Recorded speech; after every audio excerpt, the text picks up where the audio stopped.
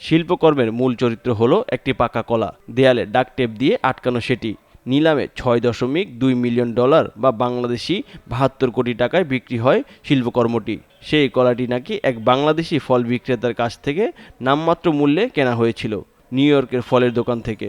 Comedian নামে ধারণামূলক শিল্প হিসেবে একে এক শিল্প প্রদর্শনীতে তুলে ধরেছিলেন ইতালীয় শিল্পী মাউরিজিও ক্যাটেলান।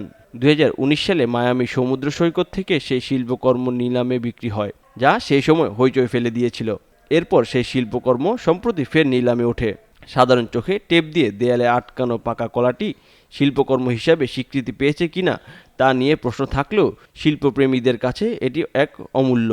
নিলামকারী প্রতিষ্ঠান বলছে, কারো চোখে এটি শুধু কলা হলেও শিল্পের চোখে তার অর্থ ভিন্ন।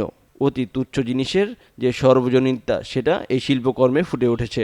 গত বুধবার যুক্তরাষ্ট্রের সোথবি নামে একটি নিলামকারী প্রতিষ্ঠানের মাধ্যমে শিল্পকর্মটি $6.2 মিলিয়ন বাংলাদেশি ৭২ কোটি টাকায় কিনেছেন একজন ক্রিপ্টোকারেন্সি ব্যবসায়ী। নিউ ইয়র্ক টাইমসের এক খবরে বলা হয়, গত বুধবার নিউ ইয়র্কের ম্যানহাটন থেকে এক বাংলাদেশি বংশোদ্ভূত ফল বিক্রেতার কাছ থেকে মাত্র ৩৫ সেন্টে এই কলা কেনা হয়েছে। বাংলাদেশি মুদ্রায় এর দাম পড়েছে মাত্র ৪২ টাকা।